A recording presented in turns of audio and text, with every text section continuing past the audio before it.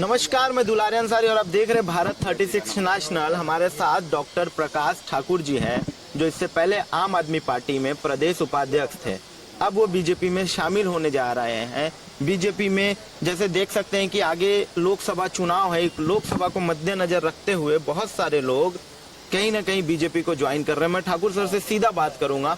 ठाकुर जी, क्या ऐसी मंशा लगी? बहुत बार तो आप जब विपक्ष दलों में होते हैं तो पार्टियों का विरोध करते हैं, उनके विचारधाराओं का विरोध करते हैं। ऐसी कौन सी विचारधारा थी जो आम आदमी पार्टी से नहीं मिली और बीजेपी से आपको मिल गई?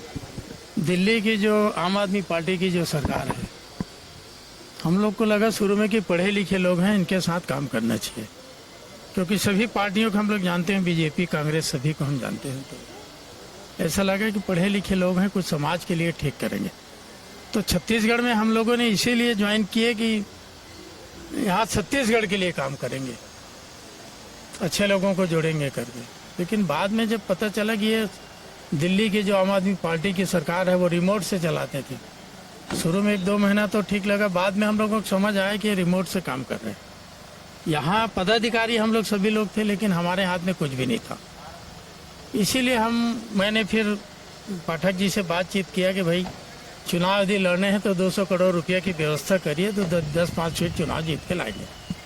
बोले सर आने वाले समय में आगे बात करेंगे कि सितंबर आ गया, क्या बात करेंगे आप? फिर मैं बोला आपके लोग पैसा वसूली कर रहे हैं पूरे प्रदेश में, कांग्रेस बीजेपी के विधायक कैंडिडेट से पैसा ले रहे हैं और हमारे जो चुनाव लड़ने वाले बच्चों से भी पैसे ले रहे हैं।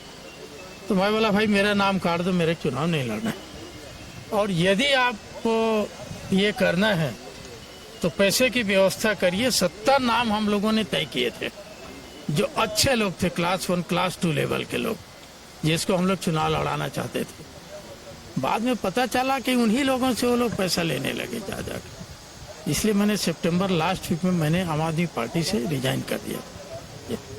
इतने लोगों के साथ आप बीजेपी में शामिल हो रहे हैं, ये सबसे बड़ा अहम सवाल बन जाता है, और ये सवाल तब बहुत ज्यादा अहम बन जाता है, क्या ये लोकसभा की सीट की दावेदारी भी आप करेंगे? देखिए, मैं 2 सवाल पूछ रहा हूँ कि कितने लोगों के साथ आप बीजेपी में आ रहे हैं, पहला मेरा सवाल ये। और दूसरा बड़ा सवाल मेरा ये है, क्या लोकसभा सीटों के लिए आप बीजेपी से दावेदारी करेंगे? देखिए, अभी तो हमारे साथी कितने भी आएंगे, जब यहाँ सब लोग आ जाएंगे तभी हम मानेंगे ये सब ज्वाइन कर रहे हैं। और रहा सवाल लोकसभा की, तो हम लोग अभी बीजेपी में आके काम करेंगे। ये बीजेपी जो संगठन है उसका अपना आउटलुक है कि कौन लोग योग्य हैं। वो लोग यदि इस बीच में कोई व्यक्ति ऐसा दिखता है कि इसको चुनाव लड़ाना चाहिए, तो तब वो संगठन के ऊपर, बीजेपी संगठन के ऊपर निर्भर करते हैं सब चीजें।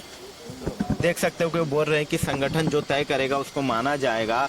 और अभी लगातार बीजेपी में ज्वाइन होने का, प्रवेश करने का जो सिलसिला है वो चालू हो चुका है, क्योंकि कुछ ही महीने बाद लोकसभा के चुनाव होने हैं पूरे देश भर में। और एक लोकसभा चुनाव में कौन जीतेगा कौन हारेगा ये बहुत अहम हो जाता है। अहम ये भी हो जाता है कि जिस तरीके से कल भगवान राम की प्राण प्रतिष्ठा की गई, ये प्राण प्रतिष्ठा में विपक्ष दल नहीं आए, तो क्या जो हिंदू वोटर है उस वोटरों के मन में क्या है, और वो वोटरों का असर, उस वोटों का असर इस बार लोकसभा चुनाव में कांग्रेस को देखने मिलेगा या फिर बीजेपी को देखने मिलेगा?